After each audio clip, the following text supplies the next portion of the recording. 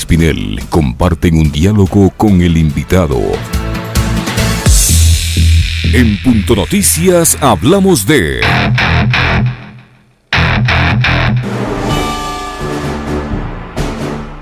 El asambleísta oficialista Diego Ordóñez anunció su renuncia en el Pleno durante la sesión 761 que se desarrolló la mañana del viernes 4 de febrero. Durante su intervención señaló que la Asamblea ha perdido credibilidad, no ha permitido gobernabilidad en Ecuador, ha respondido con demagogia y discursos populistas y ha buscado desestabilizar la democracia y afectar al gobierno de Guillermo Lasso. Una Asamblea que muchas veces ha actuado ligada a intereses particulares y partidistas, dijo.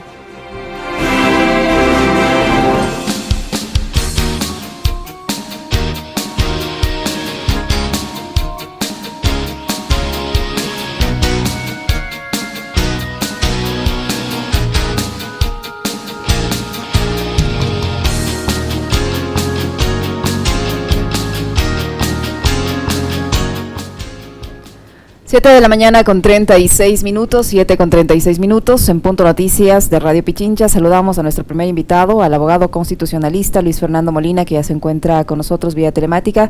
¿Cómo está, Luis? Bienvenido, buenos días. Le saludamos a Alexis Moncayo, quien le habla, Licenia Espinel. Hace unos días presentó en el Pleno de la Asamblea Nacional la renuncia a su curul, el legislador de la bancada de Creo, Diego Ordóñez. Él salió diciendo que la Asamblea Nacional, o reprendiendo, digamos, a la Asamblea Nacional por su falta de apoyo a las iniciativas del gobierno y por su falta de acción, además. El legislador Ordóñez deja polémicos momentos vividos en la Asamblea Nacional por su actitud frente a las mujeres, a las compañeras de trabajo, a las legisladoras, no una en especial, a varias que han se manifestaron en su momento su incomodidad por el trato considerado misógino que él tuvo hacia sus compañeras. ¿Qué pasa ahora después de esta renuncia? Él tiene un proceso abierto en el Tribunal Contencioso Electoral. ¿Qué futuro tiene este proceso allí? Buenos días, bienvenido. Licenia, ¿cómo está? Buenos días. Alexis, ¿cómo están? Buenos días. Un gusto estar a través de su radio. Un saludo a todas y todos los quiteños y a los que siguen a Radio Pichincha Universal. Bueno, creo que es evidente en primer lugar, como usted bien lo manifestó, que el caso de Diego Ordóñez fundamentalmente no es un acto aislado, lo sucedido con la legisladora Mónica Palacios, sino que han existido a lo largo de los 7 meses de su gestión una serie de actuaciones que evidencian precisamente misoginia, machismo y violencia política de género. En el mes de octubre, por ejemplo, tuvo un inconveniente en la Comisión de Régimen Económico con la presidenta de la Comisión de Régimen Económico, a quien la mandó a callar, e incluso a la legisladora alterna Jairen Noriega. Llamó narcodiputada a Piedad Córdoba, es decir, tenemos una serie de elementos que hacen evidente actos sistemáticos de machismo, de misoginia y de violencia política de género. La renuncia de Diego Ordóñez en este momento no interrumpe el proceso que tiene en el Tribunal Contencioso Electoral. Podría verse en un primer momento como una salida, como un subrepticio jurídico que estaría buscando Diego Ordóñez para el archivo de la causa. Sin embargo, recordemos que los artículos 279 y 280 del Código de la Democracia establecen claramente que el sujeto activo, es decir, el agresor, puede ser cualquier persona, no está vinculado a la calidad de legislador, por lo tanto debería continuar su juzgamiento. La persona agredida sí debe ser una mujer, autoridad pública, como el caso de la legisladora Palacios, y lo más importante, la sanción que se establece en el Código de la Democracia prevé 2 escenarios. Si se trata de un funcionario público, evidentemente la destitución de su cargo, pero si no se tratara de un funcionario público, tendría que operar una suspensión de derechos políticos de hasta 4 años, por lo cual no existen elementos para que pueda configurarse ni el archivo del proceso, ni tampoco pudiera dejar de sancionarse y de juzgarse el caso que tiene en el Tribunal Contencioso Electoral. ¿Cómo está, Luis Fernando? Buenos días. A ver, de lo que tenemos entendido, y a pesar de que Diego Ordóñez renunció a su curul diciendo que se va de la Asamblea por el bajo nivel de debate que hay, sabrá él que él es parte del problema, ¿no?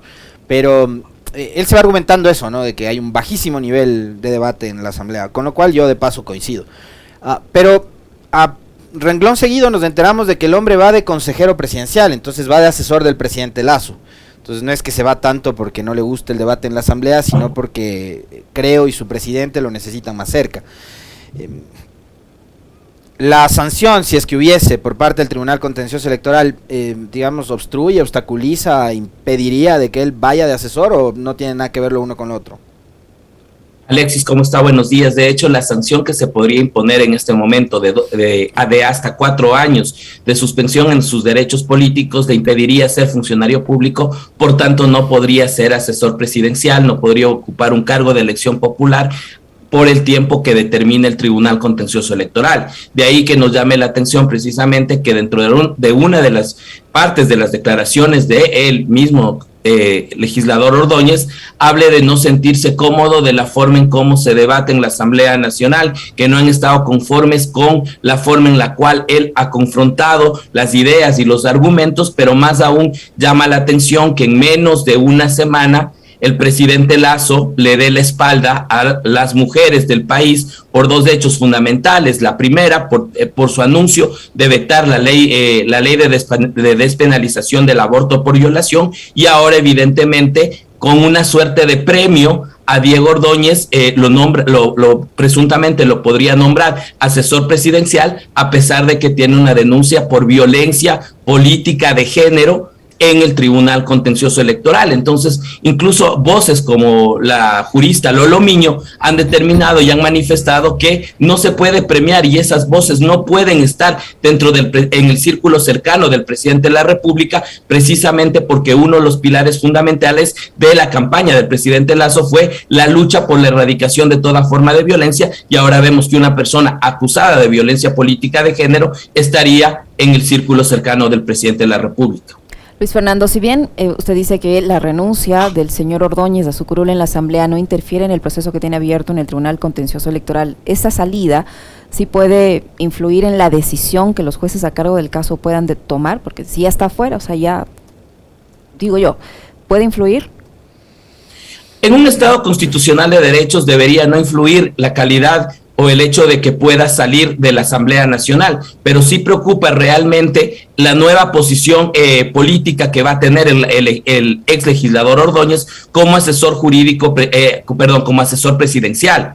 Y eso llama la atención precisamente porque lo que se busca dentro del proceso es que sea juzgado de forma independiente. ¿Qué es lo que debería hacer el Tribunal Contencioso Electoral? Insisto, aplicar básicamente que al no ser un funcionario público y no tener en este momento como sanción la destitución, aplicar precisamente la suspensión de los derechos políticos, lo cual le inhabilitaría para ejercer un cargo público. Eso es lo que se esperaría dentro del Tribunal Contencioso Electoral, básicamente en un proceso donde se encuentra pendiente la audiencia de juzgamiento que deberá realizarse en las próximas semanas. Ahora, hay una máxima que tienen ustedes los abogados, Luis Fernando, y es que no se puede juzgar 2 veces por el mismo pecado, ¿no es cierto?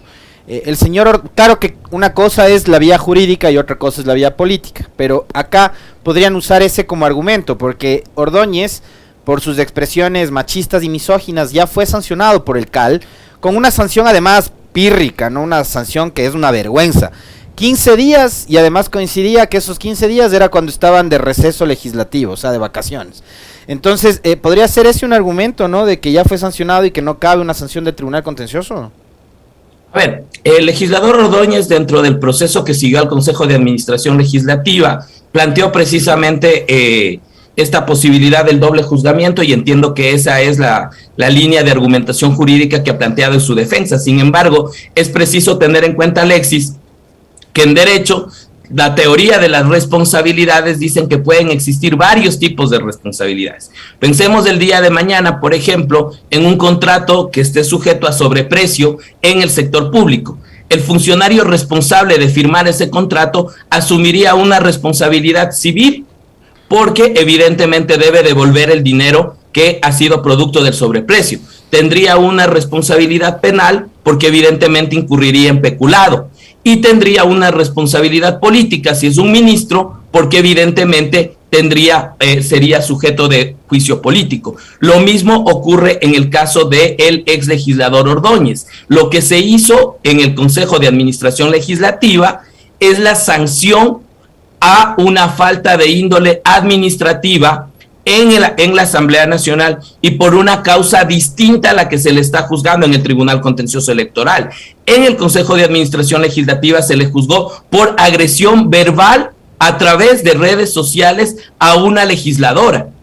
En el caso de lo que tiene que ver con el Tribunal Contencioso Electoral, se le está ya juzgando por violencia política de género en contra de la legisladora Mónica Palacios, con sustento en lo que significa las convenciones internacionales, Belén do Pará, lo que significa la ley de erradicación de toda forma de violencia y fundamentalmente el Código de la Democracia, que establece una protección hacia las mujeres víctimas de violencia política de género.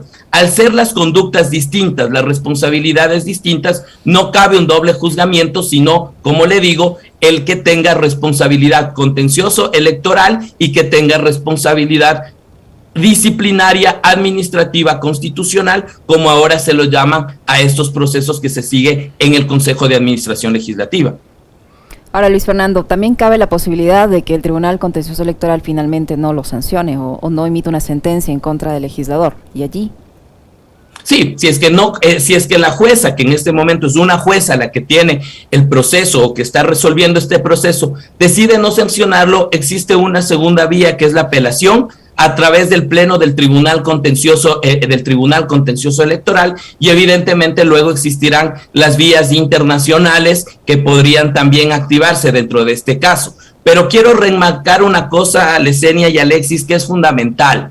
El Tribunal Contencioso Electoral debería resolver este tema porque tiene una deuda con el país en los temas de violencia política de género. No es posible, Alexis y Lesenia, que el Tribunal Contencioso Electoral haya tenido 3 casos anteriores de violencia política de género, denuncias debidamente formalizadas y que no hayan pasado la fase de admisibilidad y que hayan sido rechazadas por meras formalidades, lo que significa una denegación de justicia. 2 de esas causas contra la ex candidata Diane Rodríguez, por precisamente que en medio de la campaña electoral fue víctima de violencia política de género de un ex candidato presidencial que tenía una orientación religiosa y a la cual, a pesar de ser candidata, el argumento del Tribunal Contencioso Electoral fue que no ha presentado su carnet de adherente permanente de la organización política y la dejó prácticamente en indefensión. Entonces creo que el Tribunal Contencioso Electoral le debe una respuesta a las mujeres víctimas de violencia política de género, y creo que eso es fundamental para entender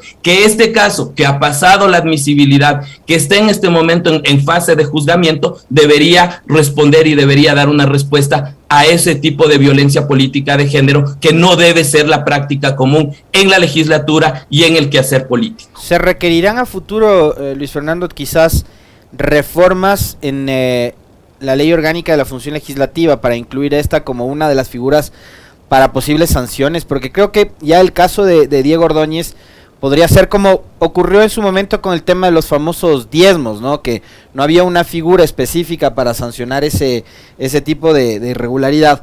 Y ya lo de Diego Ordóñez, viendo los tiempos como los estamos viviendo actualmente, podría convertirse casi que en una forma ya habitual de manejar el discurso político, ¿no? Vemos que lejos de empezar a generar una tregua, apaciguar, a bajar el tono en el discurso, más bien ese tono de confrontación que ya no es de ideas, no es debate de pensamientos, de filosofía política, sino que ya van a lo más bajo, ¿no? O sea, lo que hizo, por ejemplo, el señor Ordóñez con Mónica Palacios, referirse al tema del tubo, haciendo una clarísima alusión a un comentario machista, misógino, da cuenta de eso. Entonces, ¿será necesario más adelante incluir específicamente los comportamientos de carácter machista y de tales para sancionar a los legisladores o no?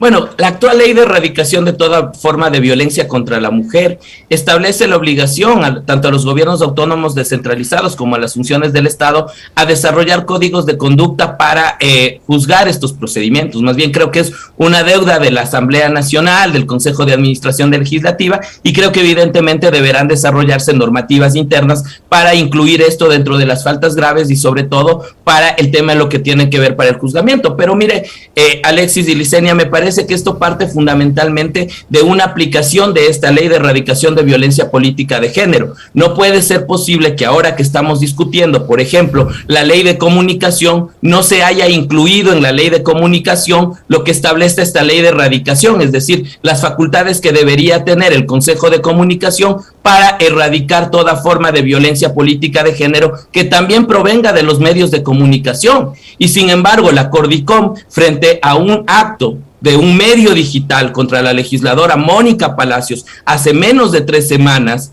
donde de forma misógina y machista se analizó su conducta, el Consejo de Comunicación que preside la ex legisladora Yanine Cruz hace un llamado de atención a los legisladores y a los ciudadanos a proteger los derechos de opinión de aquellas personas que con lenguaje machista y con violencia política de género pretenden encubrir la calumnia, la difamación con columnas editoriales. Entonces me parece que esto requiere, y este es un tema que no solo le afecta a la legisladora Mónica Palacios, sino que abre una alerta de discusión en la sociedad, en la Asamblea Nacional y sobre todo en las instancias institucionales del Estado, de generar una política pública preventiva, pero también de establecer control y regulaciones a los medios de comunicación y también establecer procedimientos conductuales en el ámbito legislativo, tanto dentro del gobierno central, el legislativo, como a través de los gobiernos autónomos descentralizados, porque esa es otra situación. Hay concejalas que han sido víctimas de violencia política de género que llevan más de 2 años intentando ejercer este derecho y lamentablemente se les ha sido negado. ¿Cree usted que la integración como tal del Tribunal Contencioso Electoral tenga que ver con esta suerte de dilatación de este proceso? Porque ya tiene algún tiempo y no hemos tenido una respuesta. Usted dice que la respectiva audiencia deberá fijarse en los próximos días, no sabemos si son días o son semanas, o esto obedece a que tienen tiempos para actuar. Lamentablemente los tiempos para la fijación de la audiencia son discrecionales del Tribunal Contencioso Electoral, por lo cual yo creo que sí hay que plantear una reforma en su momento para que estos procedimientos pudieran tener plazos predecibles, pero también ahí llama la atención, por ejemplo, el hecho de que la semana anterior un peritaje haya sido aceptado a la parte denunciada y haya sido negado un peritaje a la parte denunciante, que ventajosamente, amparado en la Constitución y en la ley, se ha logrado precisamente que sean aceptados los 2 peritajes en equidad. Lo que esperaríamos del Tribunal Contencioso Electoral, lo que esperaríamos de la jueza, es precisamente que esto se resuelva en derecho, sin injerencia política y precisamente a través de un análisis sucinto que lo que busca en este momento es garantizar la libertad de las mujeres que ejercen política de poder ocupar espacios públicos. No puede ser posible que todas las mujeres que ejercen un cargo público sean denostadas en su vida íntima, en su vida sexual, o sean equiparadas o sean objeto de estos cuestionamientos que no hacen referencia a su actividad legislativa, sino más bien a estereotipos machistas, misógenos, que lo que hacen es cosificar el rol de la mujer en la sociedad, ¿no? Para cambiar un poco de tema, pero seguir de alguna forma en la misma línea, Luis Fernando, yo hace un momento en el comentario me refería al ataque físico que recibió Guarderas, porque ya eso estaba mal. Yo decía, yo condeno todo tipo de violencia en la política, sea violencia física, verbal, más todavía cuando se trata de violencia política contra la mujer, como el caso de Ordóñez. Pero para hablar de los últimos acontecimientos en Quito a partir de lo del aluvión, el alcalde fue a la zona cero la semana pasada y recibió lanzamiento de lodo por parte de un ciudadano que no tengo idea de qué orientación política tiene, ni cuál es su rol, ni su nombre, ni nada, no sé nada de este hombre. Sé por ahí que es de apellido Chalá, pero no tengo idea nada más. Pero de inmediato el alcalde, y condeno absolutamente, o sea, comportamiento primario, mal, pero mal lo de este señor Chalá, ¿no? Yo sí condeno, y hasta me solidarizo con Guarderas por el ataque que recibió. Eso no debía pasar con nadie, así como cuando le lanzaron el toma todo a Yunde estuvo mal, y eso fue peor todavía porque se trataba de una sesión solemne por el 10 de agosto. A ver, pero la respuesta de Guarderas fue llamarles carroñeros y responsabilizarles a la Revolución Ciudadana y al correísmo de ese ataque. Yo no tengo idea de si el alcalde Guarderas tiene pruebas, tiene argumentos, tiene justificaciones como para poder hacer lo que hizo. Usted le habrá escuchado bastante bien en la entrevista del pasado día viernes de un canal de televisión acá en Ecuador. ¿Cuál es la respuesta que dan ustedes? Usted es militante de la Revolución Ciudadana, usted es abogado.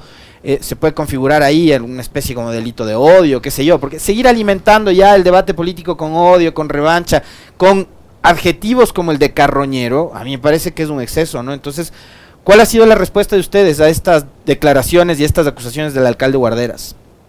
Bueno, yo creo que esto no es reciente. Recordemos en la consulta popular del 2017, cuando el exmandatario Rafael Correa, por tener la postura por el no, en Esmeralda se le lanzó tomates al expresidente Rafael Correa, y sin embargo, frente a eso, ese doble discurso que se mantiene respecto de ello, me parece que no le ayuda al país. Yo coincido con lo que planteó la prefecta Pavón en el sentido de establecer una tregua política, pero ante todo también ya en este sentido, desde el punto de vista jurídico, podría configurarse un delito de odio.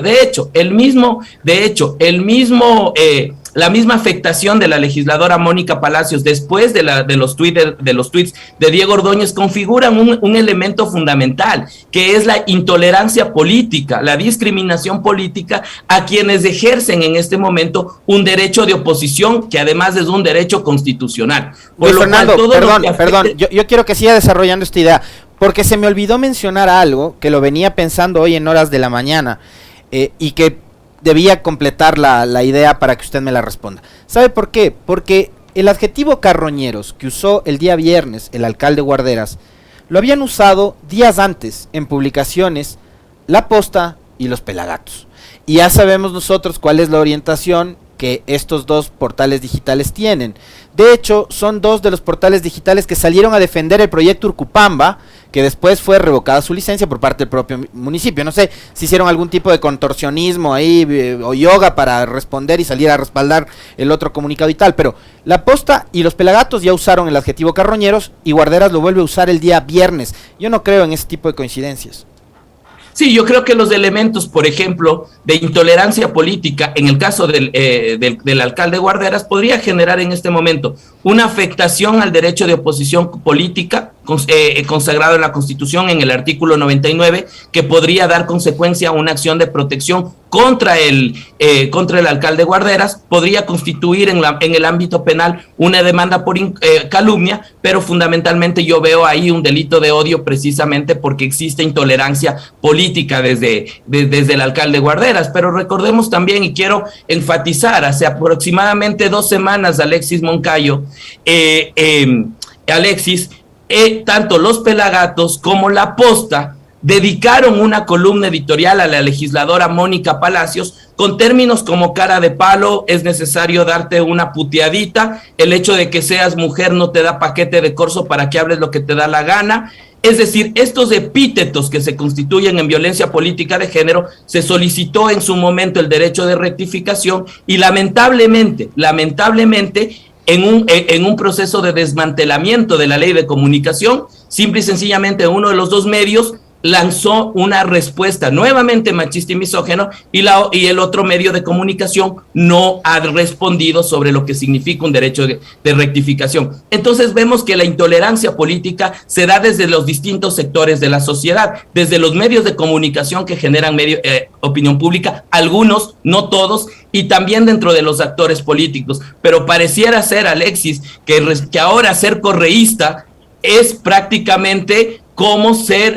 es prácticamente un juzgamiento de delito de odio, de proscripción, por lo cual un correísta no puede entrar al sector público, porque cada vez que un correísta entra al sector público debe ser despedido. Recordemos la limpieza correísta que anunció el actor político Balda. Recordemos que un correísta no puede en algún momento tener una opinión disidente, y que adicionalmente todo lo que signifique correísmo es una justificación a las ineficiencias del gobierno central y también de los gobiernos locales. Entonces estos actos sistemáticos de intolerancia política han sido ya incluso y son parte de procesos que está ya ante la Unión Interparlamentaria, precisamente porque la Unión Interparlamentaria muestra su preocupación respecto de estos actos, Alexis. Muy bien, muchísimas gracias, Luis Fernando, por su tiempo, por la información que nos ha proporcionado. Luis Fernando Molina, abogado constitucionalista, que ha estado con nosotros. Gracias, Luis Fernando. Un gusto, Licenia, un gusto, Alexis, y un buen día para todos y todas los que nos siguen. Muy amable. Muchísimas gracias.